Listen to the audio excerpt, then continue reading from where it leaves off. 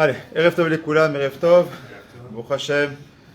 On va essayer de faire un petit cours ce soir, Bezrat Hashem, avec l'aide de Dieu. Donc, d'abord, ce shiur, il a été offert par notre ami Yaakov Mordechai. Alors, c'est un petit peu long la dédicace. Déjà, c'est pour ça réussir dans tous les domaines, Bezrat Hashem, et les Ilun Ishmad, ou par le mérite du Rabbi de Lubavitch, Rabbi Menachem Mendel Schneerson, Ben Chana, Ben Levi Yitzhak, et de son beau-père, Akadosh Vataor, Rabbi Yosef Yitzhak, Bezrat Hashem. J'en profite aussi pour ajouter l'Ilun Ishmat, mon oncle Shlomo Ben Saïda, Bezrat Hashem, qui nous a quittés malheureusement il y a moins d'un mois, et Rifa Shelema, ma belle-mère, si Dieu veut, donc Tamo Bat Chana. Je vous envoie Rifa Shelema, Bezrat Hashem.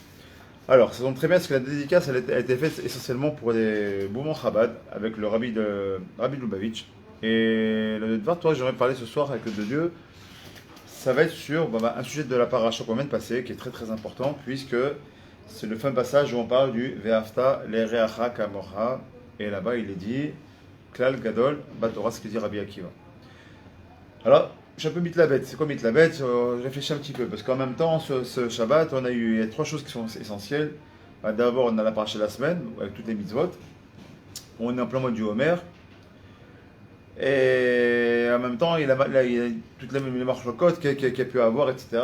Et on est dans une période un petit peu où il faut travailler les midot. Donc on va essayer de, si Dieu veut, de parler un petit peu de tout ça et de faire un lien entre justement la paracha de la semaine avec Bezrat Hashem le fait qu'il y a le Rabbi Akiva et ses élèves, et de voir un petit peu un lien avec tout ça, et voir comment on peut et bien voir s'il y a un lien, et s'il y a un lien, lequel est-il? Très bien. Donc pour commencer déjà, si on prend le livre de Vayikra, dans la paracha de Kedoshim, la paracha elle commence tout simplement comme ça, que Akadosh Baruch Hu, il est Kadosh, et que par rapport à ça, nous on doit être Kadosh aussi. Voilà, comme c'est marqué, d'abord el kol edat bnei Israël, et la marta alehem, kedoshim tiyu, ki kadosh ani Hashem Elokechem. Donc en gros, Akadosh Baruch Hu nous demande d'être kadosh. Ok, c'est bien beau. Pourquoi il faut qu'on soit kadosh? Parce que lui il est kadosh. Ok, super, mais toi t'es Dieu, t'es kadosh, kadosh kodashim, c'est-à-dire. Nous on vit dans un monde matérialiste, un monde où il y a des femmes, où il y a des envies, où il y a des ta'avot, où il y a à boire, à manger, de l'argent, du kavod, et tellement de choses qui sont autour de nous. Et devenir kadosh c'est difficile. C'est pourquoi, dans ce même paracha, on a énormément de commandements. Et c'est pas pour rien aussi que quand par hasard, cette paracha-là, en règle générale, c'est aussi le troisième point, ça va tomber avec en tout cas ici, on a lu le premier parek des Pirkei Avot. Donc c'était ça les trois points. Pirkei Avot, donc les travails des midot, c'est Pirkei Avot, c'est le Homer, d'accord? Donc avec essentiellement les 24 000 élèves d'Rabbi Akiva qui sont en Niftarim, et bien sûr la paracha de la semaine. Avec ces trois points-là, on va essayer de travailler sur ces trois points-là pour essayer de comprendre en fait comment on peut être kadosh finalement. Si que je me demande d'être kadosh, c'est qu'on peut être kadosh. Maintenant, la question est de savoir comment on peut être kadosh. Première chose qu'on doit déjà définir, c'est-à-dire quoi être kadosh. Si je vous posais la question là maintenant, tout de suite rapidement, c'est quoi être kadosh pour vous par exemple? Être pur. Jonathan, toi tu dis quoi? C'est quoi être kadosh? Quelqu'un qui fait attention à sa bouche. Faire attention à sa bouche, tu as compris. C'est que kadosh, faire attention à sa bouche, ça veut dire quoi? Comment faire attention à sa bouche? Ça veut dire quoi? C'est quoi dire quoi être saint? Tu dis en français, tu dis en hébreu, ok, mais ça veut dire quoi? En regardant ses yeux. Donc tu veux dire en faisant attention un petit peu à ses midot, un petit peu? Toi tu dis quoi? Pas shoot. En règle générale, il faut bien comprendre que la Torah, que les Mefarshim, quand ils nous disent kadosh, il faut comprendre séparer. Être kadosh, première chose, c'est quoi être kadosh? C'est être capable de se séparer. C'est quoi être kadosh? À qui est-ce qu'on peut... D'ailleurs, on s'appelle... Vous savez que souvent on a l'habitude de dire les goïm en parlant des non-juifs. En vérité, si on revient dans la Torah, nous aussi on s'appelle goï. La différence, c'est que nous on s'appelle comment dans la Torah? Goï kadosh, c'est la seule différence. T'as les goïm, c'est les nations du monde, et goï kadosh, c'est le peuple. Littéralement, le mot goï, c'est un peuple en vérité. Il y a âme, mais c'est aussi goï, c'est aussi dire un peuple. Mais quand on parle d'Israël, on parle de la Torah, on parle de goï kadosh. Pourquoi c'est quoi un peuple qui est saint? Ça c'est une définition française, mais en vérité, c'est pas ça que ça veut dire. Un goy kadosh, ça veut dire un peuple qui s'est séparé des autres peuples. Être kadosh, c'est quoi la gdusha? Eh bien, c'est le fait de se séparer. Ah oui, ça rejoint ce que tu as dit, maman, c'est-à-dire d'être kadosh, c'est-à-dire de se purifier, effectivement. Comment on se sanctifie, par exemple, dans un couple? Tu es un jeune marié. Comment on se sanctifie dans un couple? Quand la femme elle est mida, qu'est-ce qu'on fait? On se sépare. Comme par hasard. On doit se séparer. C'est-à-dire quoi? Donc, des fois, la séparation, c'est ce qui va faire que, justement, on va pouvoir monter en gdusha, on va pouvoir s'approcher d'Akadosh Baruch Hu. Donc déjà, c'est un premier point qu'on va essayer de comprendre. Donc ça commence la paracha comme ça. Ensuite, ce qui nous intéresse ici, c'est 3 points essentiels, sur lesquels j'aimerais qu'on parle ce soir avec le de Dieu. Dans le pasuk là-bas, Tedvav, il est marqué là-bas, Lot asu avel bamishpat, lotissa pene dal ve pene tetadar, mipne agadol betzedek tishpot amitecha. En gros, qu'est-ce qu'il faut faire? La Torah nous demande de ne pas faire d'iniquité dans la justice, c'est-à-dire de ne pas faire des différences entre la personne qui est pauvre et la personne qui va être importante ou qui va être riche. Qu'il soit pauvre ou qu'il soit riche, qu'il soit influent ou pas, quand on doit faire un jugement, c'est marqué là de faire quoi? Un jugement, d'accord? Donc c'est marqué à la fin, tu jugeras ton semblable avec justesse, d'accord? Betzedek tishpot amitecha. Ça c'est extrêmement important. Premier point, donc c'est déjà le fait de pouvoir faire un bon jugement. Écoutez bien ces points-là, parce qu'après on revient un petit peu là-dessus. Un deuxième point qui m'intéresse ici, c'est dans le Yudzaïn. Lotisna et achicha, bilvavecha ochia tochira et amitecha, velotissa alafret. Deuxième point sur lequel j'aimerais, deuxième pas sur lequel j'aimerais qu'on parle, on va faire un chibour avec tout ça ensuite. Donc le deuxième verset qui m'intéresse pour ce soir, c'est lequel? Lotisne et achicha. Donc tu haïras pas ton frère, d'accord, en ton cœur. Et c'est marqué quoi? Ochia tochira et amitecha. Et réprimander, tu réprimanderas ton semblable, encore une fois, donc comme tout à l'heure, tu feras avec la justice pour ton semblable. Là, encore une fois, le semblable, donc ton prochain ici, c'est ton prochain. Tu feras une réprimande. Et quoi? La fin du pasuk est très importante. Et tu ne porteras pas sur toi le péché. Notamment, c'est sur lui, mais mettez ceci sur toi. En gros, si tu ne fais pas une réprimande à la personne qui fait une faute, quelque part, on va t'en vouloir à toi d'avoir commis la faute. Quelque part. T'es inclus dans la faute. Bizarre. Donc, deuxième point. Premier point, rappelez-vous, on doit être juste dans la justice, d'accord? Enfin, une justice avec ici un mishpat et tzedek. Ensuite, on doit, Bezrat Hashem, offrir une réprimande à son prochain. Troisième passage que j'aimerais ramener ici, c'est quoi? Voilà. Lotikom velotitor, donc de ne pas se venger, de ne pas tenir de rancune. Et benam amecha, et surtout la fin du pasuk, c'est quoi? Ve'afta lereacha kamocha ani Hashem. Et tu aimeras ton prochain parce que je suis Dieu. À chaque fois qu'on rajoute ani Hashem, c'est qu'on veut dire qu'on doit ressembler à Dieu. Donc on a dit au début de la paracha, vous devez être kadosh parce que je suis kadosh. Et à la fin des psukim là, c'est marqué, ça se termine par quoi? La signature des psukim, c'est ani Hashem parce que je suis Hashem. Donc ça veut dire vous pouvez être comme moi. Donc là c'est un peu compliqué parce que déjà, juger son prochain correctement, on peut le comprendre. On va essayer de le comprendre. C'est pas facile. Quand on voit par exemple quelqu'un qui devant moi est en train de voler, il vole. On va te dire, tu sais quoi? Tu sais comment ça s'appelle dans le langage qu'on a aujourd'hui de tous les jours, c'est juger les kavzechut.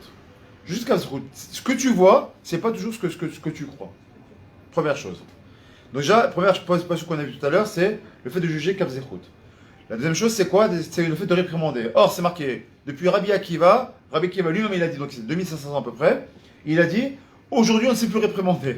Quel de 2500 ans après, aujourd'hui, qui est capable de faire des réprimandes sans vexer la personne, c'est compliqué. Et pourtant, la Torah, elle est immuable. Si la Torah te dit qu'il faut réprimander, sinon, tu risques d'avoir la faute à être rapportée, c'est qu'on doit aussi faire des réprimandes. Donc, essayer de comprendre qu'est-ce que c'est le fait de réprimander et pourquoi il faut réprimander. Troisième chose, et qui est encore la plus dure à mon sens, il y a ma mère ici présente. Si on me dit, il faut aimer ta mère, je n'ai pas besoin de la Torah pour ça. C'est ma mère, je l'aime plus que tout, c'est normal, c'est ma mère, c'est mon sang. Je vais aimer mes frères, tu n'as pas besoin de me dire, j'aime mes frères. Et ma femme, c'est pareil, mes enfants, il n'y a pas. Maintenant, me dire d'aimer Jonathan, même si je l'aime beaucoup, mais l'aimer comme je l'aime moi, je serais menteur de dire que je l'aime autant que je m'aime, c'est pas vrai. C'est évident. Youssef, je l'aime beaucoup, voilà, c'est un jeune marié, il a une bonne tête, et ce que tu veux. On a fait des Chanukah Bayit avec Bekef, je l'aime beaucoup, mais je ne l'aime pas autant que je m'aime moi. Déjà, je devais faire un chivion, je l'aime moins que mes propres enfants. Je l'aime moins que mes propres parents, ce qui est logique. Et chacun d'entre nous, c'est pareil. Alors, comment la Torah peut me dire Ve'afta le'recha tu aimeras ton prochain comme toi-même. Qu'est-ce que ça veut dire? Donc là aussi, on va essayer de comprendre ce que ça veut dire. Que bien évidemment, il y a le sens, il y a le sens pachout, le sens simple de la Torah. Et ce qu'on va essayer de voir ensemble ce soir avec l'aide de Dieu, c'est essayer de comprendre tout ce qu'il y a derrière tout ça pour mieux y arriver avec l'aide de Dieu. Donc vous avez compris, ça c'était un petit peu le préambule pour y arriver. Très bien. Donc déjà, on a dit le fait de juger les kavzechut. Donc par rapport à ça, je voudrais ramener avant de commencer avec le Rabbi Lubavitch ici, commencer par autre chose. Avec l'aide de Dieu, c'est le fait, donc c'est Rabbi Meir Apratzera, donc de Ashdod, Hamash Ishkadosh, qui a amené comme ça un shiur dans lequel il explique un petit peu le fait de mazel les kavzechut. Qu'est-ce que ça veut dire juger les kavzechut? Il dit comme ça. Déjà, vous savez que quand je vous dis quelle est la personne d'après vous, quand je vous dis, je vous donne le nom d'un tzaddik, enfin je donne le nom d'un tzaddik, qui est d'après vous le plus grand des tzaddik pour lequel on dit qu'il a toujours jugé des kavzechut? Marco Mishkabou. Non. Mishkamzou, il est toujours à Gamzou la Tova. Tout ce qui se passe, c'est pour le bien. Ah. Mais qui c'est qui est on l'appelle même le Ségoran d'Israël, le Sénégor d'Israël, comment on dit, le défenseur du peuple d'Israël. C'est qui? Tous ceux qui sont partis à Ouman, obligatoirement, ils passent toujours à Berdichov, Rabbi Levi Yitzhak Berdichov, qui est ce qu'on appelle le Sénégor d'Israël. Et lui, tout grand qu'il est, l'amour qu'il est, il a toujours essayé de juger les kavzechut chez tout un chacun. Petite histoire très rapidement, parce qu'on parle de lui. Un jour comme ça, une histoire que j'amène souvent, un jour comme ça, il y a une personne qui était comme ça, vers Saki, là, qui se met dans le banc en face de sa synagogue, et Blata, comme diraient les Tunisiens, il se met comme ça, assis devant la synagogue, et c'est Shabbat, et il se met à fumer. Il fume. Alors le Rav, qui est l'amour de l'époque, ce qu'on dirait aujourd'hui, je sais pas, le Rav Kanievski, c'est l'amour de l'époque. En plus, Berdichov, c'est le tzaddik de la ville et de la génération. C'est pas n'importe qui, c'est un grand tzaddik de l'Ostam. Et devant sa synagogue, t'as un gars comme ça qui vient, c'est un juif bien sûr, tout le monde sait qu'il est juif, il est connu dans la ville, et il se met à fumer sur le banc public en face de la synagogue. Les gens sortent, et tous les chassidim qui entourent l'Admour, vous savez, c'est pas des frayeurs, c'est des grands colosses, c'est des amours à glace, des chassidim. Il voit comme ça, quand ça troupe autour de lui, et qu'est-ce que tu fais là, toi? Tu sais pas que c'est la bête du Rav, tu fumes dans lui, tu veux lui faire du bisayon. Déjà que tu fumes, c'est très grave, tu fumes Shabbat, mais en plus devant le Rav, tu veux fumer. Ils veulent commencer un petit peu le molester, le prendre un peu de force. Bon, je l'ai fait un petit peu court parce qu'on a beaucoup de choses à dire ce soir avec l'aide de Dieu. Et voilà que le Rabbi Levi Yitzhak, il sort, Rabbi Levi Yitzhak. Il sort comme ça, et il voit un petit attroupement, il voit que ça s'agite un petit peu, donc il va voir ce qui se passe. Il dit, mes élèves, qu'est-ce qui se passe? Qu'est-ce qu'il y a? Vodara, voilà ce mécréant qui est en train il est sur un banc public, il est en train de fumer.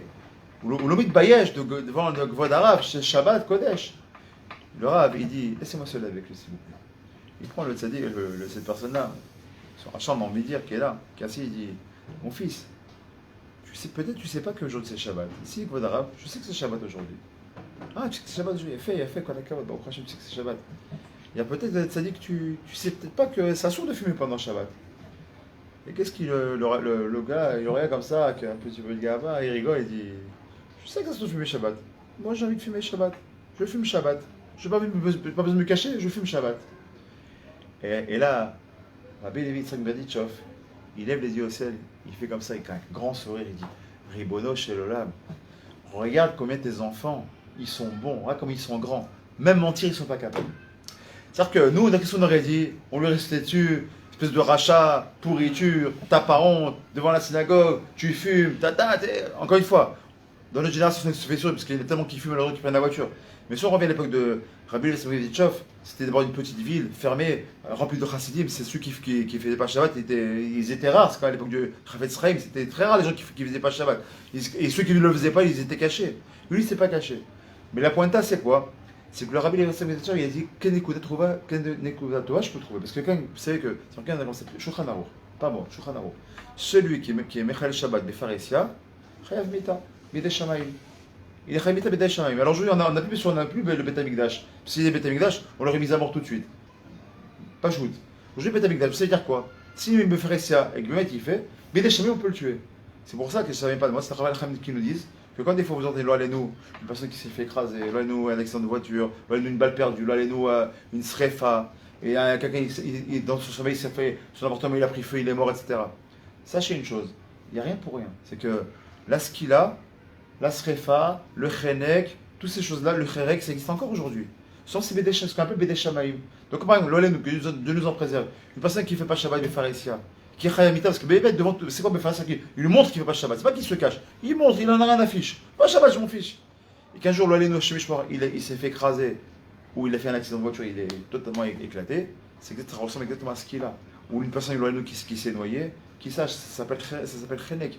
Donc ça existe. Alors que je vous, il se cache, il se voile derrière des choses a priori naturelles, Mais la srefa, donc quelqu'un qui s'est pris une balle, ça ressemble à la srefa. Quelqu'un qui s'est éloigné, qui s'est fait carrément brûler, mamache. Dieu nous en préserve. Mais ça existe encore. Donc, pas jouer avec le feu, parce que justement, ça brûle. Donc voilà. Mais le Rabbi Yosef, pour lui enlever ça, justement, qu'est-ce qu'il a dit? Il a trouvé Kavzechut, la Nekuda Tova qu'il faut trouver chez cet homme-là. Donc lui, c'est la synagogue d'Israël. Donc c'est quoi? On est dans les liens du Kavzechut. Comment il faut essayer, les Hashem, de juger le Kavzechut. Très bien. Sur ça, on a. Bon, je me lève, il y a un Rabbi qui rentre, j'ai oublié. Sur ça, le Rabbi Meir, il ramène une autre histoire qui est très sympathique. Par rapport au Kavzechut, une histoire qui s'est passée. Il y a eu comme ça un Rav qui a fait une dracha. Oh Hashem, un dracha. Et pendant la dracha, qu'est-ce qui s'est passé?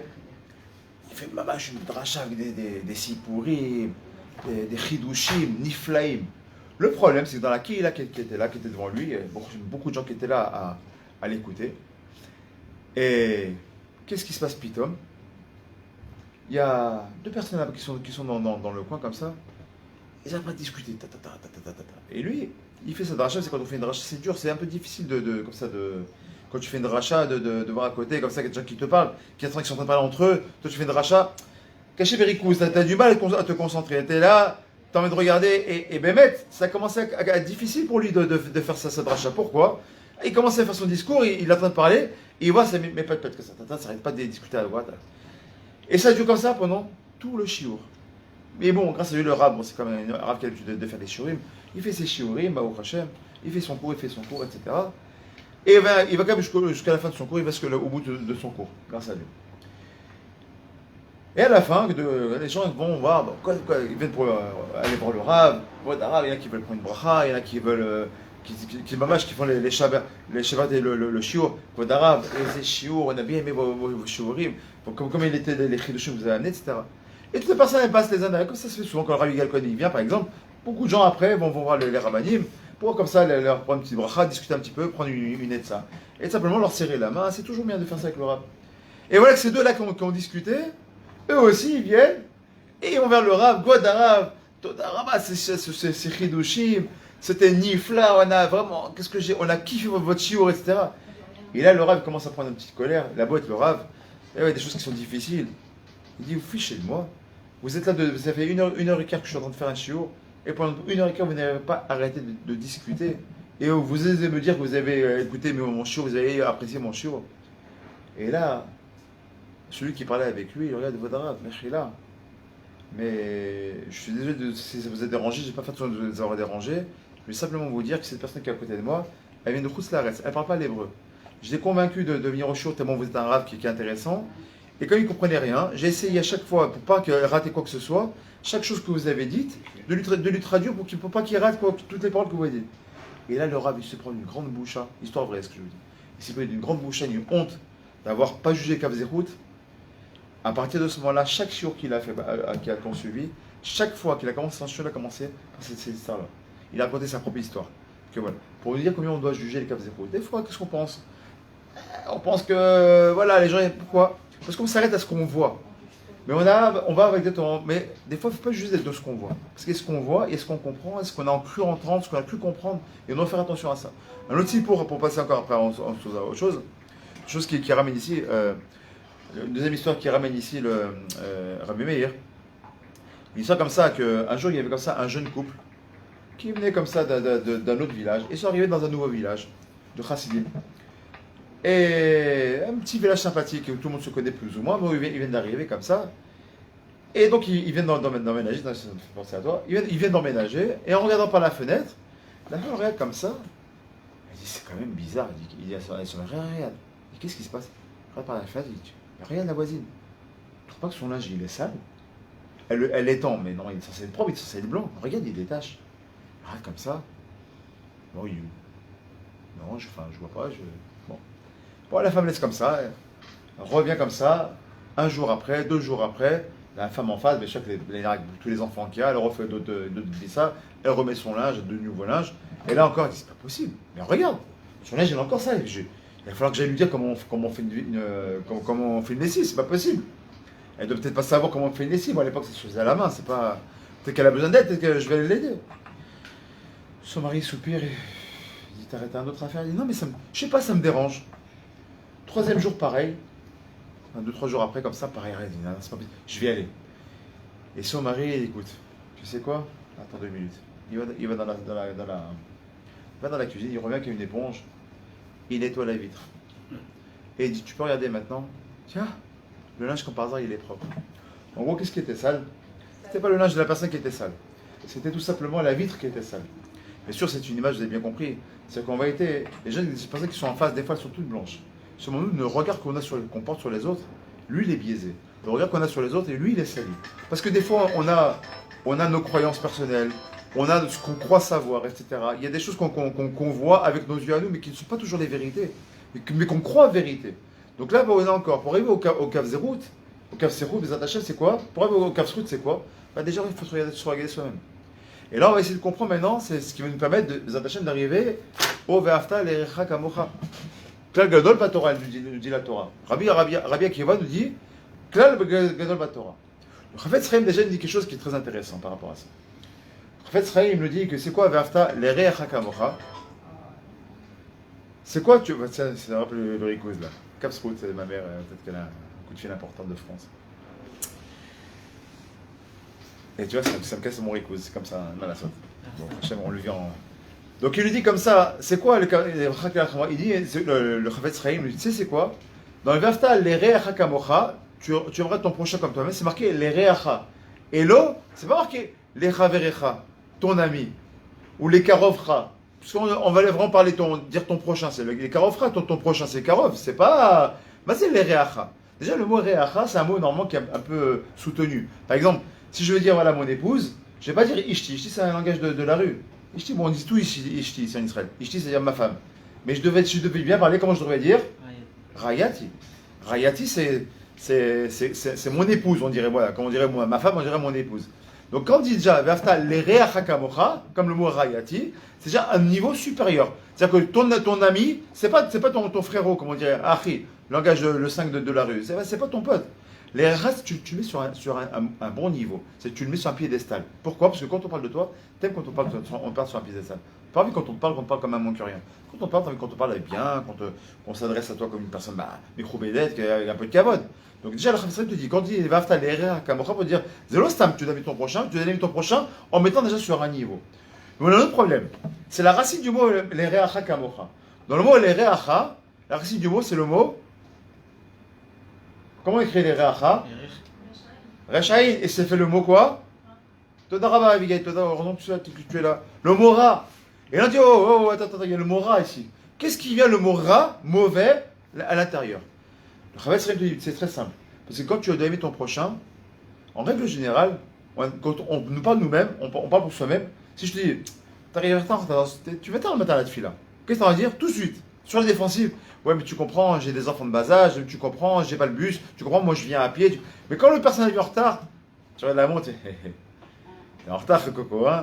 Pour les autres, c'est pas normal qu'ils soient en retard. Que toi, que tu es en retard, ou quelle que soit la raison, quelle que soit. Pour nous, on se juge toujours les caves zéro. Pour soi-même, tout le temps les caves zéro. On arrive toujours à trouver quelque chose. Quand c'est pour les autres, c'est plus difficile. Mais il nous dit, le Chafetz Chaim, tu sais pourquoi il y a le mot ra? Parce qu'en règle générale, quand tu vois le défaut chez la personne qui est en face, donc ton frère qui est en face, si tu vois un défaut chez lui, si je vois en Yosef, ce qui n'est pas le cas, je vois en Yosef quelqu'un qui est radin, bah c'est pas qu'il est radin. C'est comme moi dans mon fort intérieur, je suis radin, bah je vois la radinerie chez lui. Je vois l'avarice chez l'autre. Parce que comme elle est chez moi, l'avarice, bah je la vois chez l'autre parce qu'elle est déjà chez moi. Si elle n'était pas chez moi, si moi j'étais quelqu'un, j'étais comment on appelle ça, un panier, comment on dit? Un panier troué, un truc. Hein? Un panier percé, un truc comme ça. Si moi j'étais comme ça, j'étais quelqu'un qui était ultra dépensier, je ne verrais pas aller chez la personne qui est l'avare parce que moi je suis super dépensier. Donc, dans ma tête, je ne connais même pas ce que c'est que l'avarice. Je ne vois pas le mal. Si j'étais, par exemple, je dis voilà, Jonathan, il est très. C'est une personne qui se met facilement en colère. Comment je peux savoir qu'il est en colère? Parce que la colère, elle est en moi. Comme je connais la colère, je la vois chez lui. Comme je connais la radinerie, je la vois chez l'autre. Comme je connais l'impatience, je la vois chez l'autre, chez autrui. Donc on dit, de la Chafetz Chaim, c'est le travail sur les midot. Je dis tout à l'heure, on n'a pas des midot, les midot, on va venir avec le Pirkei Avot tout à l'heure. C'est le sens que tout arrive en même temps. Quand par exemple la partie de Kedoshim arrive en même temps des midot, en même temps aussi du Pirkei Avot, et donc la mort aussi on appelle ça des 24 000 élèves. Donc déjà on comprend un nouveau point. On a vu la page de l'Ekaf Zechut. On arrive dans la nouvelle page qui est Ve'afta l'erecha kamocha, Klal Gadol Batorah. Et là, ça commence à me déranger. c'est Klal Gadol Batorah, c'est la généralité de toute la Torah. Klal Gadol Batorah. Et là, on va te dire, attends, il y a des choses qui ne vont pas. Parce que si c'est Klal Gadol Batorah, ça veut dire que c'est la mitzvah principale. J'ai envie de te dire, mais attention, ok, il y a 613 mitzvot dans la Torah, plus c'est des rabbins, mais dans la Torah, il y a 613 mitzvot. Tu es en train de me dire que aimer ton prochain comme toi-même, ça représente toute la Torah Kula, 613 mitzvot. J'ai un problème avec ça. C'est quoi mon problème? Problème majeur que j'ai avec ça. Réveillez-vous un petit peu. C'est quoi le problème majeur déjà? La Torah s'adresse qu'aux hommes. À tout le monde. Bah oui, qui a dit bah oui? Non, à tout le monde. Ah non, déjà pas non. Par quoi on a commencé dans la paracha? Pourquoi est-ce qu'on doit être Kadosh? Qui est Kadosh? C'est pas nous. Hachem est Kadosh, donc pour qui on fait la Torah? Pour Hachem, pourquoi on doit être Kadosh? Pour Kadosh Baruch Hu. D'ailleurs, je vous le dis, à qui pour? Si je veux être pardonné, si maintenant j'ai un sursour, c'est pas le cas. J'ai un sursour avec Jonathan. J'ai un conflit avec lui. Si maintenant, qui pour arrive, je m'habille en blanc, je vais jeûner avant, je vais jeûner après, je vais oublier 18 fois, etc. Mais lui, je ne lui pardonne pas. Il m'a fait une crasse, je ne lui pardonne pas. Allez, voilà, je suis en bisbise avec lui. Enfin, à mes yeux. Lui, il pense que lui, c'est ma faute. Parce que c'est comme ça qu'on est. C'est l'égocentrisme, c'est ça. Ce qu'on a dit tout à l'heure. Le Kav Zérout, c'est quoi? C'est que je vois le mal qui est chez l'autre, pas chez moi. D'accord? Je vois le Kav Zérout. Il doit me dire pardon. Il ne vient pas, bah, qui reste? Est-ce que j'ai une caparade d'avoir l'autre avec Kippour? Est-ce qu'Hachem, il peut me pardonner de mes fautes? Non. Non. Noir sur blanc, c'est marqué noir sur blanc. Si on n'est pas capable de pardonner au Ben Adam la Chavero, Ben Adam la Makom, ça ne peut pas marcher. C'est-à-dire, moi, vis-à-vis de Kadosh, je ne peux pas avoir de caparat à bonheur. Qu'est-ce qu'on va dire? Il y a des misotes qui sont Ben Adam, la Chavero, par exemple. Ne tue pas, ne vole pas, juger les Kav Zérout, combien on est en train de voir, voilà, de ne pas avoir de rancune, de ne pas avoir de rancœur, de pas se venger. Ok, c'est entre moi et l'homme. Mais excusez-moi, mais les téphilines, c'est moi et l'homme. La cache-route, c'est moi et l'homme. Shabbat, c'est moi et l'homme. C'est à moi et qui? C'est Ben Adam la Makom. Donc si tu es en train de me dire que Vaftar Kamocha, Rabbi Akiva, t'es sympathique, je t'aime bien, je te respecte beaucoup. Mais comment tu peux dire que c'est que la Gadol Torah? Je comprends pas. Et où sont toutes les misotes qui sont liées à Kadosh Baruch Hu alors? Le fait de Shabbat, alors quoi? Parce que j'aime mon prochain, c'est plus grand que Shabbat? Parce que j'aime mon prochain, c'est plus. Je mange pas de halak, c'est pas grave, parce que j'aime Jonathan plus que toi, alors c'est bon, je mange taref, c'est bon? Qu'est-ce que ça veut dire que la Gadol Torah? Mieux que ça. Vous savez que tout le monde connaît cette fameuse histoire de Hillel. Vous savez, il y a un goy comme ça, un goy qui voulait se convertir. On appelle ça un gentil, dans le langage français. Un gentil. Il est venu comme ça, il voulait se convertir au judaïsme. Il va voir, tout le monde connaît cette fameuse histoire, il va voir Shammai et il dit Shammai, voilà, Vodarav, apprends-moi toute la Torah Kula sur un pied. Qu'est-ce qu'il a pris Shammai? Il a pris un bâton, comme ça nous dit la Gemara, il a pris un bâton de trac et il a commencé à le frapper. Allez, dégage, je t'en perds de me rigolo, allez, dégage. Tu vas prendre la Torah sur un pied. Et hop, il a renvoyé. Bon, il était bon, lui, trop dur. Il s'est pas désespéré, qu'il a été voir. Il est parti voir, tout simplement, il est parti voir Shammai. Hillel, pardon. Hillel Azaken. Hillel Azaken, on sait très bien que c'est quelqu'un qui. Bon, Hachem, qui est d'abord, pourquoi on l'appelle Zaken? Parce que c'est vraiment un sage, dans le sens où il y a beaucoup de sagesse, beaucoup de savladoute. Hillel Azaken, il pose la question. Hillel, il dit oui, mon fils. Est-ce que tu peux m'apprendre toute la Torah Kula sur un pied? Donc il dit ok, mets-toi sur un pied, écoute bien ce que je vais te dire. Qu'est-ce qu'il lui dit? Alors, je ne sais pas si je l'ai ici. Moi, je vous le disais déjà dans le livre, après je vous le ramènerai plus tard. En gros, qu'est-ce qu'il lui dit? Je vous le traduis déjà. Qu'est-ce qu'il lui dit? Écoute, ne fais pas à autrui ce que tu ne veux pas qu'on te fasse. Déjà, c'est comme un Vertel Hakamocha, mais en négatif. Ne fais pas à autrui ce que tu ne veux pas qu'on te fasse. Il lui dit, va étudier la Torah, parce que tout le reste est commentaire. Un truc comme ça. D'accord? Tout est commentaire. C'est-à-dire quoi? On est en train de dire quoi? Il est en train de lui dire, voilà, je vais t'apprendre la Torah sur un pied, je vais t'apprendre toute la Torah. Tu sais quoi la Torah? Ne fais pas à autrui ce que tu ne veux pas qu'on te fasse à toi-même. Là, tu te poses la question, ça rejoint un petit peu ce qu'il dit Rabbi Akiva, même si en façon négative, mais il dit à peu près la même chose que Rabbi Akiva, et tu dis, attends, je ne comprends plus rien.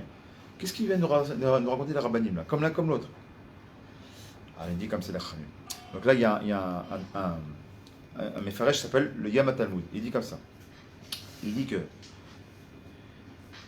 c'est vrai qu'il s'en fait vivre. Mais si maintenant, à chaque fois qu'une personne, elle pêche, elle fait une faute,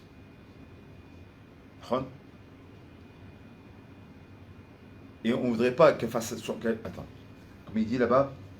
Ah ouais, ça me revient. Il dit comme ça. Il dit là-bas, le Yama Talmud, il dit, tu sais pourquoi c'est super important cette histoire-là, de ne pas faire autre chose que ce que tu voudrais qu'on te fasse? C'est-à-dire que ça va rejoindre maintenant la réprimande. Ça veut dire quoi? Ne fais pas autre chose que je ne veux pas qu'on te fasse. Si maintenant, moi, j'aimerais pas qu'on me vole, donc tu vas pas voler. Mais si tu vois quelqu'un qui vole et tu le laisses voler, il y a un problème. Parce que si maintenant, moi, je vois Jonathan, bon, vous êtes devant moi, hein, je prends vous un exemple aujourd'hui, je vois Jonathan en train de voler Yosef. Qu'est-ce que me dit Hillel? Ne laisse pas autrui faire, ne fais pas autrui ce que prévu, donc ne veux pas le voler. Mais non, moi je ne le vole pas. Donc là, je me dégage. Donc, je ne suis pas en train de faire ce qu'il est en train de dire Hillel. Là, il y a Zakel qui s'est dit, ne fais pas autrui ce qu'on ne veut pas qu'on te fasse. D'accord? Mais j'ai un problème, parce que c'est marqué Vaftal Hakamocha aussi. Les deux ça vont ensemble. Donc si j'aime Yosef, si je vois maintenant Jonathan qui vole Yosef, moi je ne l'ai pas volé. Donc ce qu'il dit Hillel, ne le fais pas.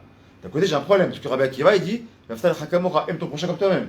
Et si moi je ne voudrais pas qu'on me vole, donc si j'aime mon Yosef comme moi-même, et que j'ai pas envie qu'on me vole, du coup, qu'est-ce que je suis obligé de faire? Je suis obligé, si je vois Jonathan en train de voler Yosef, je suis obligé de faire quoi? Le troisième point, vous vous rappelez ce qu'on a dit au tout début du shiur? Non, Kazero c'est le premier point. Deuxième point, c'est Aftach HaMocha. Le troisième point, c'était quoi? Vous vous rappelez ce qu'on a dit au tout début? Et le dernier, c'est quoi? Ochia Tochet Aitamitecha. Vous vous rappelez ce qu'on a dit? Réprimander, tu réprimanderas. Donc maintenant, je me dois de faire quoi? La réprimande. C'est-à-dire que si je veux pas si j'aime Yosef comme moi-même, c'est-à-dire que je dois faire comme Rabbi Akiva il a dit. C'est-à-dire que tu dois aimer Yosef comme toi-même. Parce que Vaftalech Kamora, Yosef il est comme moi je ne veux pas qu'on me vole. Ça, je rejoins Hillel. Donc quand je veux pas qu'on me fasse à moi, je veux qu'on lui fasse à lui. Mais pour le moment, je suis exclu de ça. Oui, mais Vaftalech Kamora. Donc si tu vois ça, tu vas empêcher la tierce personne de voler. Donc du coup, je vais faire la réprimande. Vous comprenez où on en vient? C'est-à-dire que maintenant, je vais arriver à un cercle, une spirale qui fait que Béhémet, ça devient toute la Torah Kula. Parce que du fait, moi, je vais commencer à faire une réprimande. Il faut la réprimande. Qui doit faire une réprimande? Pourquoi c'est difficile de faire une réprimande? Parce que maintenant, je vais faire une réprimande à mon ami Jonathan. Pour faire une réprimande, comment il faut que je sois, moi? Il faut que je sois. C'est-à-dire comment on dit nickel? Tocho Kevaro. Comment je peux faire une réprimande à mon ami Jonathan si moi-même je ne suis pas réprimandable? Je suis, par exemple, réprimandable. Ça veut dire quoi? Si moi-même je suis un voleur, par exemple, les Avdil, je suis quelqu'un qui vole au téléphone, est connu pour ça. Je fais je fais malheureusement du vol au téléphone. Maintenant, lui, je suis en train de le voir en train de voler dans la poche de Yosef. Et je viens de le voir, je dis, oh, Jonathan, promis, je t'ai vu lui prendre son arnaque. Comment on dit l'arnaque? Son portefeuille. Je vais lui prendre son portefeuille. Qui il va rigoler. Il dit, toi, tu voles pas les portefeuilles de tes clients, toi? Qu'est-ce que tu veux me faire une réprimande? T'es un voleur toi-même. Donc, déjà, pour faire une réprimande à l'autre, je suis obligé de travailler sur mes midotes. Je suis obligé de travailler sur moi-même. Si je veux maintenant faire une réprimande à une personne, il faut que déjà moi-même je ne sois pas réprimandable au moins sur la même chose. Donc du coup, je suis obligé de travailler sur moi-même. Donc je dois travailler sur mes midot, travailler sur mes mitzvot, etc. Donc je dois monter en kedusha. Vous comprenez comment ça fonctionne? C'est que c'est l'ostam c'était dit comme ça, un klal gadol Torah, c'est la généralité de toute la Torah, c'est d'amener son prochain. Parce que si tu aimes ton prochain comme toi-même, et comme te dit aussi Hillel, et tu n'aimerais pas qu'on te fasse, ne fais pas autre chose que tu n'aimerais pas qu'on te fasse, du coup, tu es obligé de faire la réprimande. Écoutez maintenant ce qu'on va dire au nom de Rabbi Akiva. Et maintenant, tu vas me dire, ouais, attends. Ok, maintenant, même si je suis Toro Kevaro, tu peux me dire, attends. Et si Jonathan n'a pas envie de t'écouter? Eh bien, attends, vas-y, occupe-toi de tes affaires. Moi, je fais ce que je veux. Chacun fait ce qu'il veut ici. C'est à quoi ça correspond ce que je disais de Chachamim? C'est à quoi ça correspond? D'ailleurs, les Chagav, il y a 3 personnes sur lesquelles c'est assourd de faire une réprimande. Assourd. C'est-à-dire, pour faire une réprimande, on a dit, il faut être Toro Kevaro. Il faut parler avec le cœur. Parce que ce qui sort du cœur rentre dans le cœur. D'accord? Déjà une chose. Très bien. Mais aussi autre chose. Il y a 3 personnes, il y a 3 soupes de personnes pour lesquelles c'est interdit de faire une réprimande. Vous savez lesquelles sont-elles? Ces 3 types de personnes, lesquelles sont-ils? Un Abigail, tu dis quoi? Non. Un guerre. Alors, celui qui n'est pas compétent, c'est une fausse réponse qu'on entend souvent, malheureusement, c'est une fausse réponse. En tout cas, le Talmud ne le dit pas. Parce que celui qui ne veut pas l'entendre, il peut. Alors, tu as un peu raison, ma femme, une condition. C'est qu'il fait partie de ces 3 personnes-là.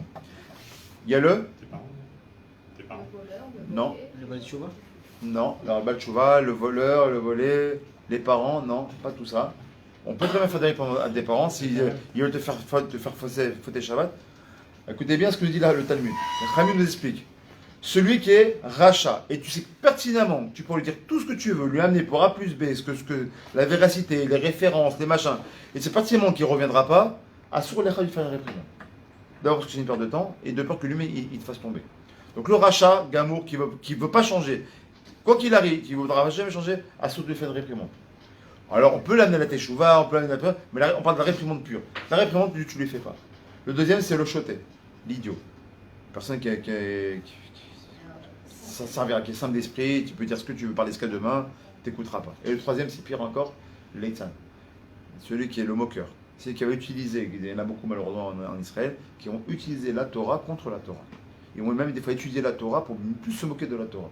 Ils vont utiliser des fois, ils vont prendre des morceaux, peut-être même du show que je vais faire ce soir, couper un petit morceau de ce qui a été dit, sorti d'un contexte, pour dire, tu vois les rabbinim, ce qu'ils disent, même eux ce qu'on te dit, ils vont nous faire des débilim contre. Ces personnes-là assurent à faire une réprimande. Toutes les autres font une réprimande. Et si la personne ne peut pas accepter de réprimande, c'est à quoi les comparer? Elle est même comparée à un imbécile. Pourquoi? Parce que maintenant, si je sais que tu me fais une réprimande, c'est qu'en vérité, tu me veux du bien. C'est encore une fois, la réprimande, pourquoi on la veut la réprimande? Parce qu'on veut le bien de la personne. Parce que si tu me dis par exemple, si je dis, allez, vous allez comprendre où je veux en venir. Si je viens et je dis, Youssef, t'as ta mèche qui est. T'as une mèche ou t'as un épi, t'as un épi sur le truc, c'est pas joli. C'est lui que je. N'importe quoi. Vas-y, n'importe quoi, qu'est-ce que tu racontes, toi? Je fais ce que je veux. Il passe devant une glace, et il voit qu'il a un pic comme ça qui veut rien dire, qui est en plein milieu de son front. Qu'est-ce qu'il fait le mec? Tellement intelligent, il prend le marteau et il casse le miroir. Qu'est-ce que t'as envie de dire de lui? T'es un idiot. Le miroir est en train de te faire le reflet de ce que tu es toi. T'as un épi. C'est pas parce que t'as cassé la vitre ou le miroir que l'épi il est parti. Si je dis que t'as une tâche, ouais, n'importe quoi, et il voit qu'il y a une tâche. Le miroir te dit que t'as une tâche. Tu vas casser le miroir, la tâche elle va partir. Ben non. Le miroir. Donc c'est débile. On est d'accord que c'est débile comme situation. Et on est bien d'accord que c'est une réaction qui est plus que débile. C'est une réaction qu'on a tous quand on nous fait une réprimande. Comme on a l'égocentrisme, on a ce qu'on appelle en hébreu la anochiout, on n'accepte pas la réprimande. La réprimande me fait mal, mais rigolo, t'as rien compris. Je suis ton miroir, l'afta, les réacha. Écoutez tout ce qu'on a dit, parce que c'est pas possible que je vous dis tout ça. Hein. Au nom du Rafetz Chaim, c'est quoi le Vafta, les réacha kamocha? Parce que quand tu vois l'autre comme un miroir, en vérité, quand tu vois le mal de l'autre, en fait, c'est ton mal personnel que tu vois.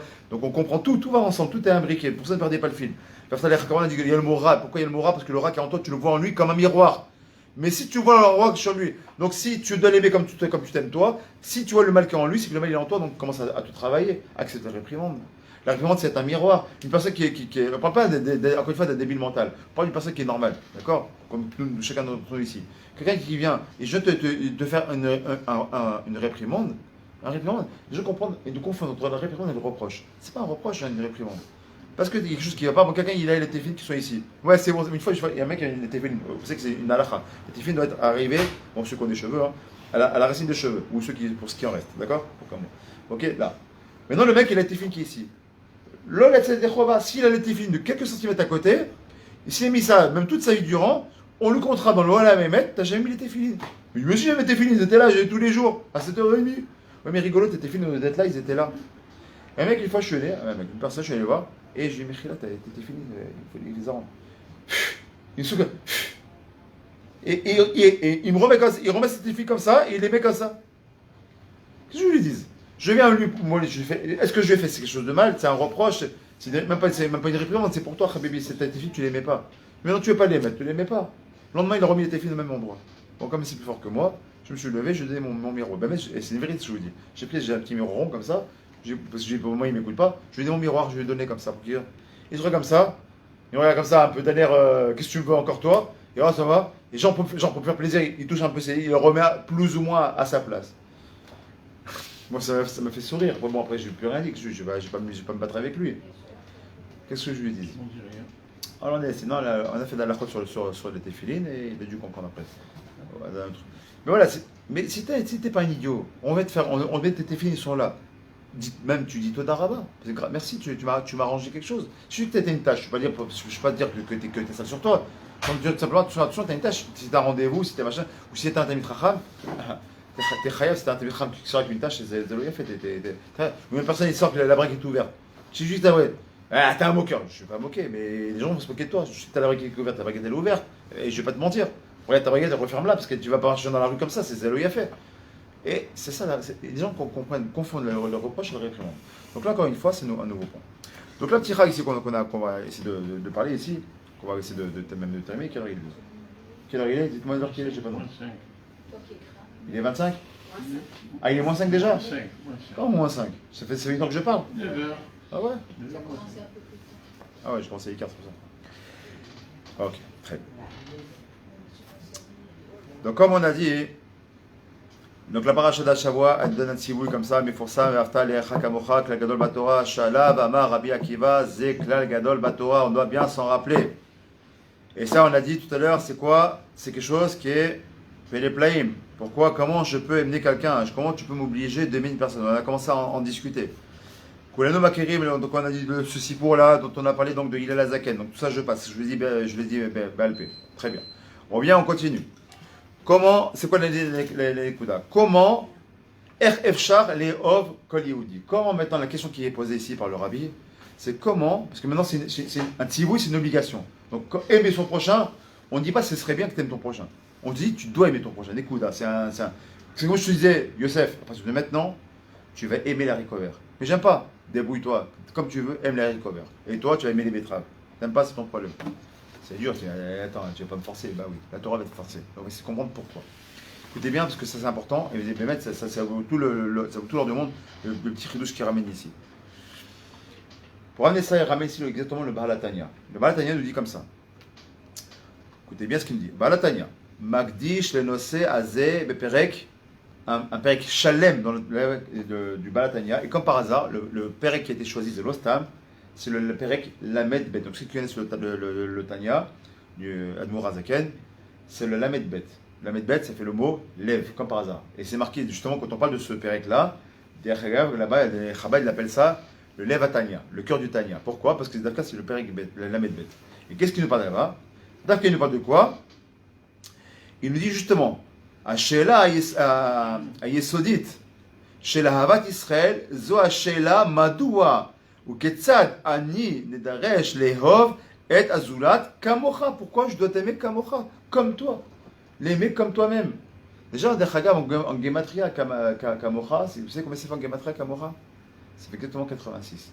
Elohim. Déjà, le fait d'aimer son prochain, on met Dieu au milieu. Déjà, on ajoute Akadosh Baruch. Keshem Shani Oev et Atzmi. Comment je peux aimer mon prochain comme je m'aime moi-même? C'est la question qu'on va tous poser. Le rayon qui ramène ici, il dit, vous savez d'où vient le problème en réalité?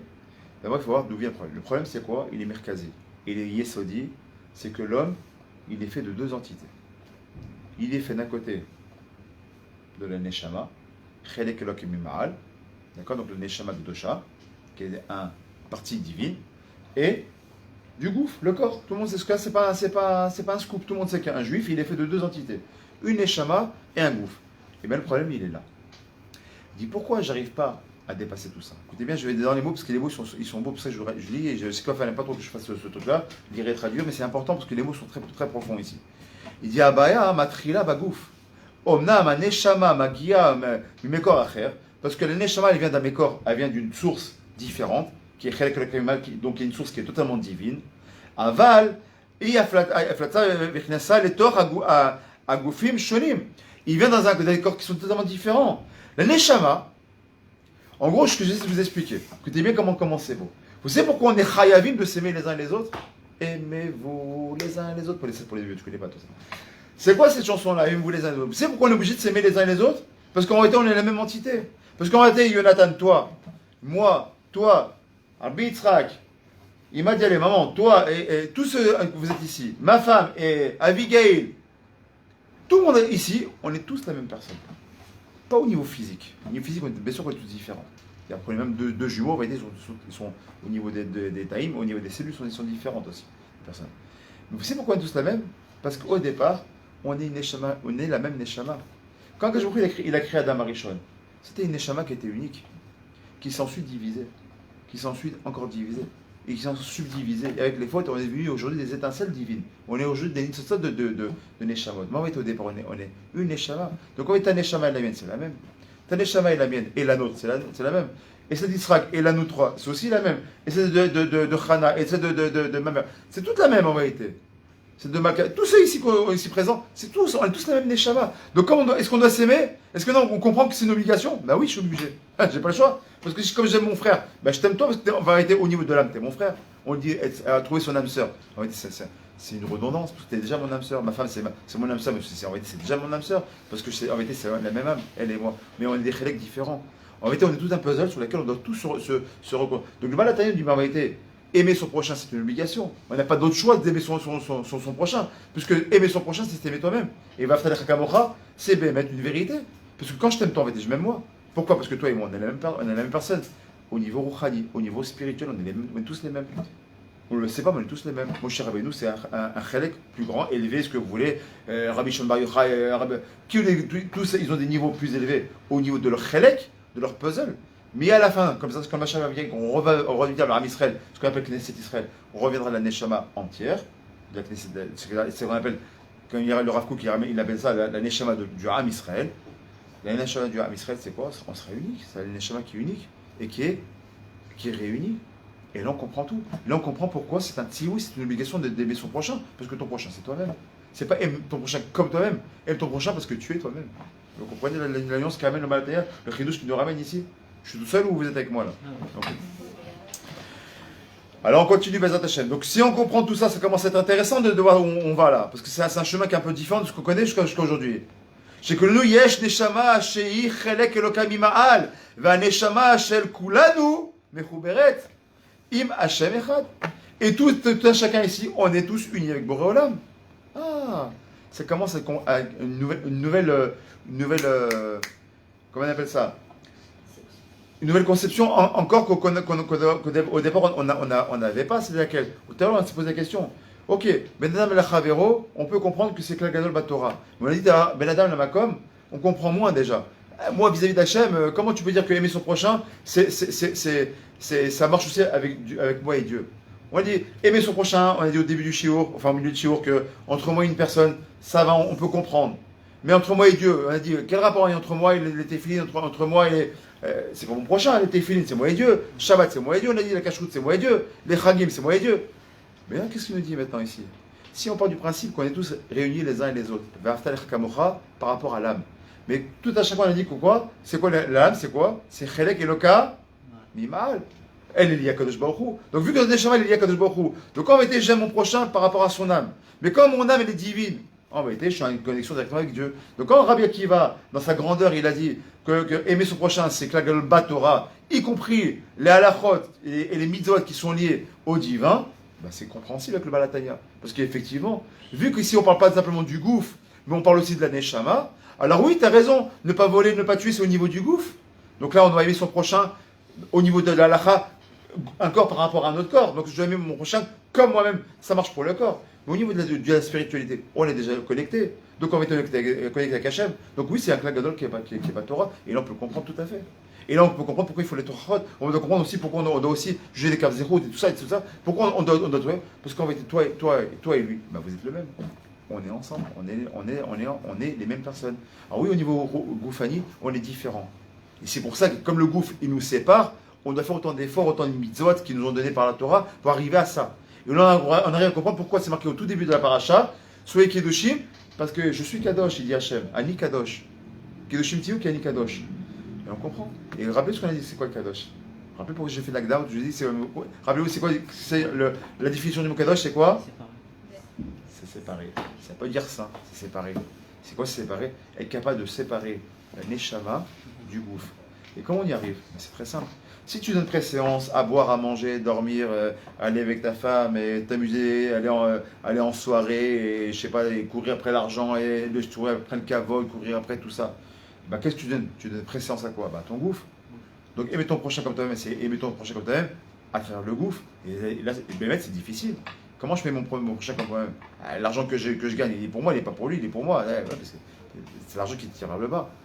Et comme maintenant, tu fais Torah, mitzvot, et Bémet, tu étais chaque fois à Torah, chaque instant tu t'investis dans la Torah, et dès que tu peux, tu travailles sur tes midot, dès que tu peux, tu fais la tzedaka, dès que tu peux, tu fais du chesed, dès que tu peux, tu rajoutes tu fais un mikveh, tu fais tarat mishpah comme il se doit, tu fais attention à kivudorim, tu fais attention à chacune des mitzvot, automatiquement. Qu'est-ce qui prend présence? C'est la vase communicant, les amis. C'est quoi le vase communicant? C'est ou bien l'âme qui va vers le haut et le gouffre vers le bas, ou bien c'est le gouffre qui va vers le haut, mais la neshama vers le bas. Ça ne peut pas être ensemble, ça n'existe pas, ça n'existe pas. C'est ou c'est la neshama qui est vers le haut et le gouffre vers le bas, ou l'inverse. Et si c'est l'inverse, on ne considère pas que c'est difficile de juger quelqu'un route.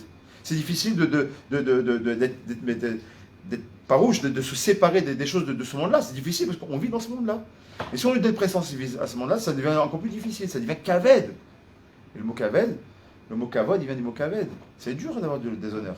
Bah ouais, attends, je veux déshonneur, ouais, parce que t'es kaved, t'es lourd, t'es relou, hein. T'es lourd, t'es kaved. Et le kaved, c'est quoi? C'est le foie. Et le foie, c'est nefesh behimi. Tout est lié. La Torah, tout est lié. Quand on réfléchit un tout petit peu, le kaved en hébreu, c'est quoi? C'est le foie. Et dans le foie, il y a le sang. C'est pour ça qu'on doit se cachériser. Le foie, il se cachère directement dans le feu, parce que c'est quasiment que du sang. Et vous savez que les Mekoubalim, ils ne mangent pas de kaved. Sachez-le. Les Kohalim ne mangent pas de foie. Pourquoi? Parce qu'il y a la nefesh bemi, il y a l'âme animale qui est dans le foie. Donc ils mangent pichal. Il y a beaucoup de chassim qui ne mangent pas de foie non plus. À tout cas d'écart. Et là on comprend tout. C'est quoi les honneurs? Parce que t'es kaved, mais quand t'es kaved, t'es vers le bas. C'est le bas qui te tire. Mais quand t'es la neshama, où est la neshama? On a le kaved, donc le nefesh bemi qui est dans le kaved. On a le rouar qui est dans le cœur. Et on a le neshama qui est dans les mochines. Et les mochines, c'est quoi? C'est la réflexion. C'est les mochines, c'est quoi? C'est le mort, c'est Chokhma, Bina, Da'at, c'est la connexion avec Borolam. C'est Sikhli, je réfléchis avec ma tête, pas avec mon corps. Pas avec mon. Écoute, je suis chaud, je suis mon colère, c'est ma nature. Ouais, bah change ta nature, Baba. Comme il dit Gano Levina, tu sais pourquoi qu'est-ce que tu as changé ici? Très simple. Là où tu n'y arrives pas, c'est que c'est ça que tu dois changer. T'es radin, ben, force-toi là-dessus, deviens le plus grand des donateurs. T'es colérique, des brutas pour arriver le peace and love. C'est comme ça. On doit travailler sur nos midotes. C'est ce qui nous a été demandé. Et si on arrive à ça, bébête, on arrive à grandir. Et c'est ce que dit le Valtaïa, c'est un grand chidouche. Enfin, pour moi, c'est un grand chidouche. Quand j'ai eu ce dans Torah, que je voulais vous partager, moi, c'est un grand chidouche. Et il continue comme ça. Donc, comment on peut arriver, les attachements, l'ardoute, ben le gouffre, qui est ma fria, comment sortir de ça? C'est très simple. Plus je fais Torah mitzvot, et plus mon gouffre, il devient rien. D'ailleurs, on a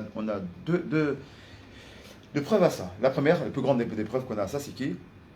Moshe Rabbeinu. Quand il est descendu du Har Sinaï, comment il est descendu? Avec quoi? C'est marqué noir sur dans la Torah. L'état de la loi. Hein? L'état de la loi, ok, bon, c'est normal. Mais qu'est-ce qu'il avait sur lui? Qui peut me dire? D'ailleurs, on le voit quand on voit des tableaux, des vieux tableaux, on le voit. Kérénor. Il avait deux couronnes qui sont sorties de sa tête. C'est quoi? C'est les mochines qui sont sortis. Il a de la lumière qui est sortie. Il était tellement brillant que son corps était devenu presque un ange. Il a mis un mazvé, il a mis un châle sur lui. C'est marqué non seulement dans la Torah. Quand on a reçu la Torah, Moshe était obligé de se couvrir parce que la lumière qui émanait de lui était tellement forte par sa sainteté. Il venait de recevoir toute la Torah de Borolam. Il était tellement illumineux. On dit lumineux? Hein? Illuminé? Non, c'est moi illuminé. Pas illuminé. Lumineux. Il était tellement lumineux qu'ils n'arrivaient pas à le voir. Il était trop kadosh. Comment tu peux arriver là? Autre chose, quand on l'a vu. Combien on a vu des rabbinim, pas une fois, deux fois, même de notre génération, des rabbinim qui ont été déterrés, où le corps entier, il est resté entier. Les Tolaïm, ils n'ont pas mangé le corps. Mais comment c'est possible? Tu mets un corps, des fois, le haléo, 3 jours comme ça, il est resté comme ça, il commence déjà à sentir la putréfaction. Je parle hébreu, mais pas français. Hein. Je parle plus hébreu, je parle plus français, je parle plus rien. La putréfaction, il commence à puer, il est en train de pourrir le corps, 3 jours déjà. Comment tu peux dire 20 ans, 25 ans, 20, 30 ans après, arrête à Bétar? Pareil, dans le Tanar, c'est marqué d'or dans le Tanar. Ils sont restés 40 ans en plein air sous le soleil, parce que les Romains, ils marchaient dans les Echem, ont refusé qu'on puisse enterrer nos morts. C'est le Bétar. On dit qu'il y avait tellement eu de morts que les chevaux marchaient dans un ruisseau de sang. Un cheval, vous savez comment c'est grand un cheval? Imaginez-vous, les genoux du cavalier étaient dans un ruisseau de sang. Imaginez une personne, combien de monde a été tué. Selon des explications, 400 millions de personnes. Selon d'autres explications, 40 millions, selon d'autres 4 millions. Même 4 millions de personnes qui ont été tuées. Vous imaginez ce que c'est? 4 millions de morts, 4 millions de morts dans les rues. Un chat, tout le monde a déjà passé ici, un chat qui est mort, vous savez quelle odeur ça fait? Tout le monde a déjà senti un chat mort dans la rue, ou un rat mort, parce que du présent. Imaginez-vous, le nombre des millions de cadavres qui sont dans les rues. Non seulement ça ne sentait pas, pire que ça, c'est que les corps, pendant 40 ans, ils sont restés intacts, ils ont pu les enterrer comme celui-là. Comment c'est possible? Quand il y a l'Akdoucha, le corps, il est à la merci de l'Akdoucha. Mais l'inverse est vrai aussi. Quand on est trop empreint de ce monde-là, et ben, tu as les chamas, elle est toute petite. Alors pourquoi elle est toute petite? On ne la perd pas. Ça, c'est la chassidut qui nous l'apprend. Même un rachat, il y a toujours une Nekuda Tova qu'on peut trouver. Comme tout à l'heure, on a dit avec Rabbi Medichov. Il y a toujours pourquoi toujours une Nekuda Tova dans l'homme? Vous savez pourquoi? Parce que c'est vrai que mal. Et la Neshama, elle ne peut pas fauter. Comment c'est possible? Alors, ouvre tes yeux, va voir la bataille de la vie, là, tous ces smolanim anti-Torah qui sont, etc. Il est rien dans notre gouvernement, grâce à lui, toutes les lois qui sortent, c'est anti-Torah. Tout ce qui sort, c'est anti-Torah.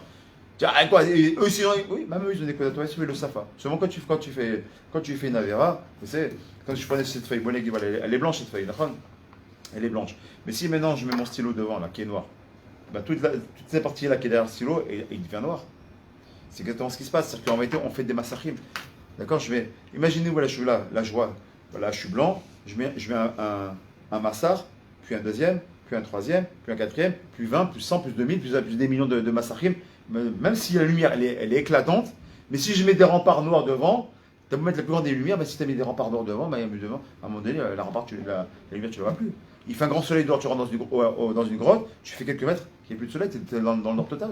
C'est exactement ce qui se passe au niveau du Rouhani.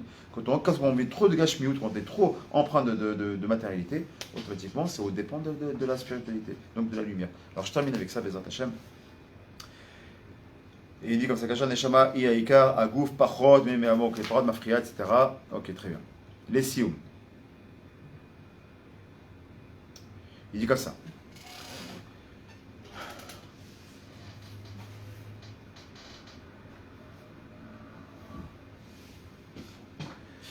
Les Sioum, il est. Sipour, il y aura un petit Sipour ici pour terminer. Il dit comme ça. Ve'echad. Donc il y avait comme ça des Idvaïot, des Idvaïot, c'est quand il y a comme des rassemblements comme ça. Ah oui, il est fait. Il y a eu comme ça, il y a ils sont une grande vaada là-bas des chassidim, comme ils sont souvent chez les Chabad. Chaque année il y a un grand kenes comme ça, etc. Il y a comme ça, il y a un de l'assemblée, donc il y a beaucoup de simcha, et tout cela. Mamash, une avira de Ahava Amitit. Chez les chassidim, on voit, en général les chassidim sont très, très soudés les uns les autres, ils s'entraident, etc. Bon, Hachem. Et là, comme ça, il dit, Chaverim, il vient comme ça, il prend le verre comme ça, et il dit comme ça. Et Rim Echad, Chasidim, Kos, Lechaim.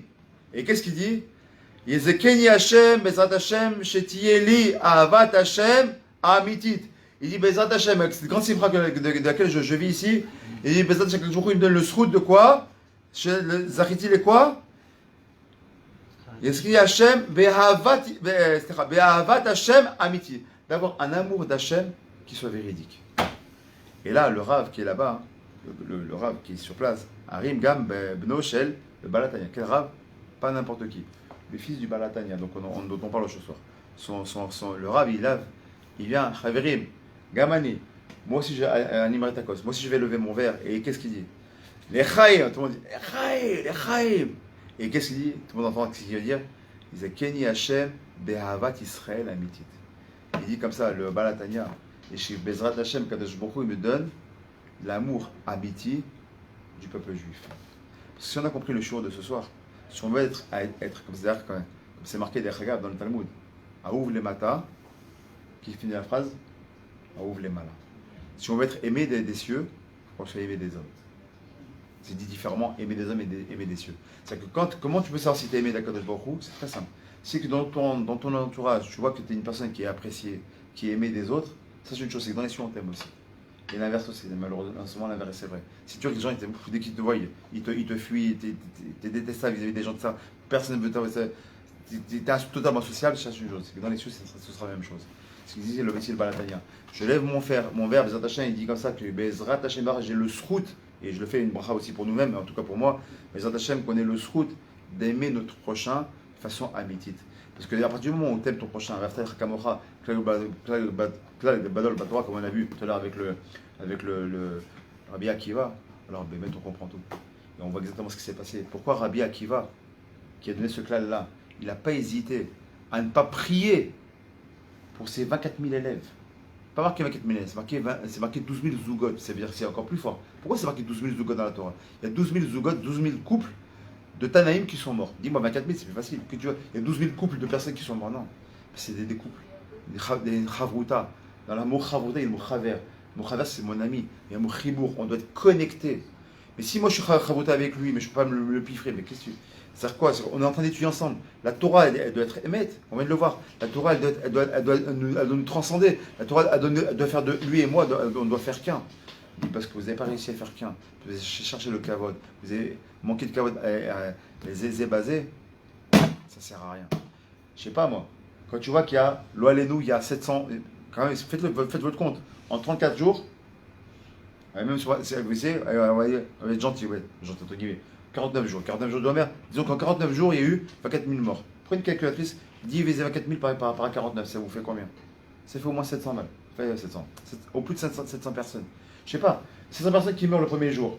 On parle de Tanaïm, pas de moi. Moi, quand je suis un teubé. On parle de Tanaïm. C'est ce qu'est un Tana. Pour être un Tana, il faut être capable de dire, quand tu vois qu'il y a un mort qui est au sol, faire très ta métier.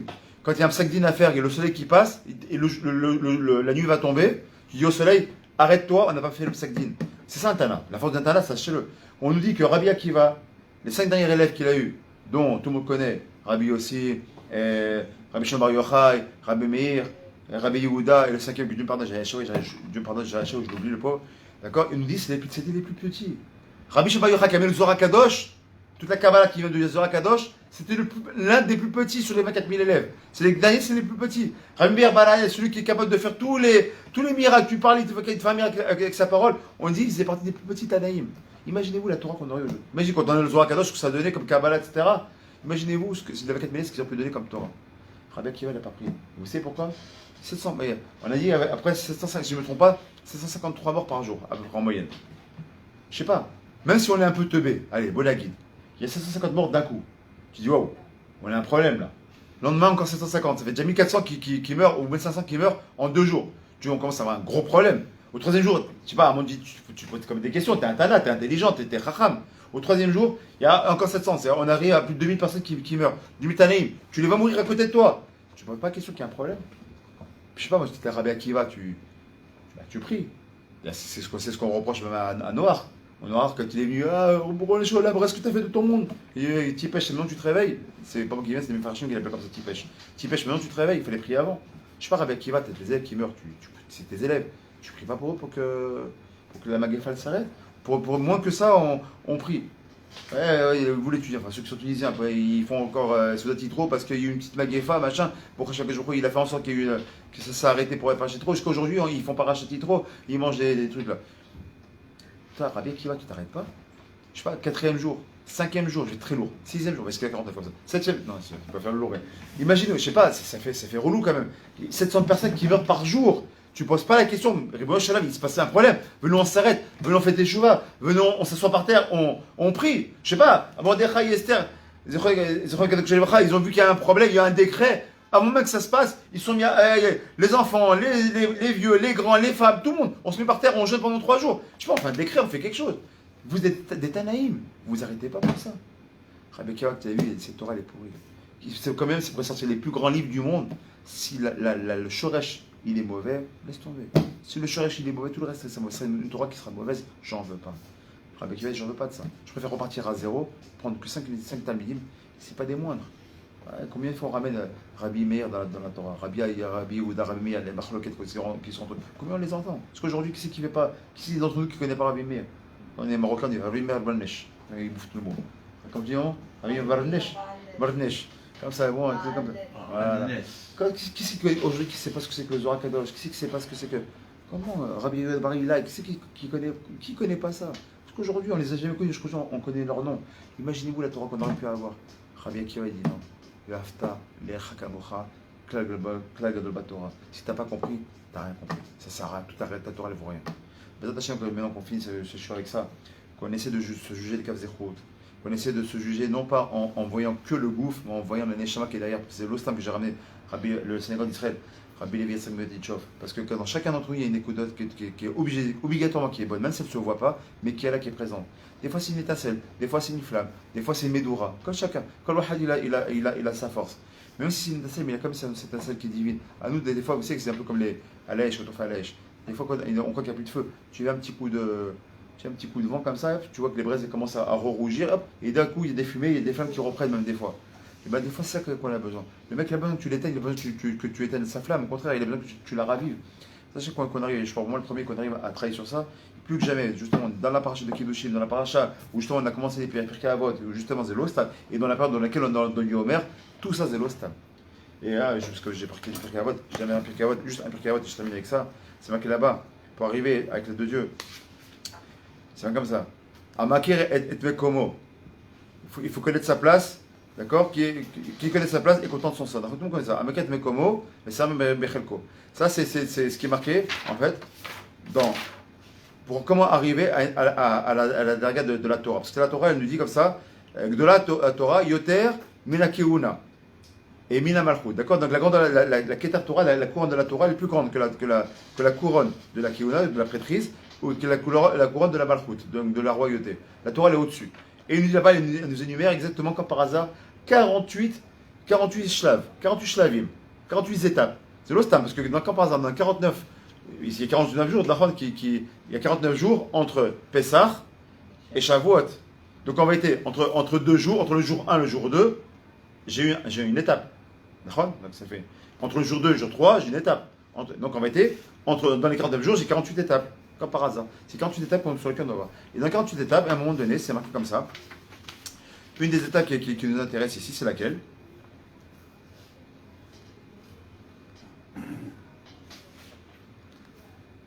Oev et Tzedakot, Oev et Tochachot.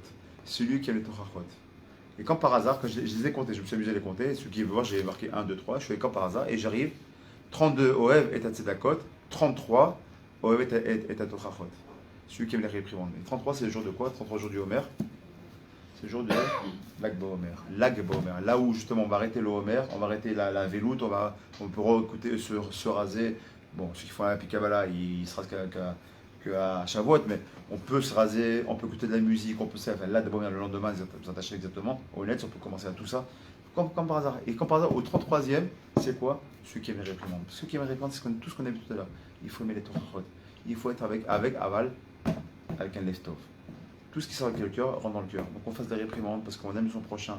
Comme on aime son prochain, alors on a compris que quoi? C'est-à-dire Kamocha. Et ne fais pas l'autre que tu n'aimerais pas qu'on te fasse. Tous les 3 points qu'on a vus, les attachés savent tous se rejoindre pour nous dire combien les attachés on peut grandir de ça.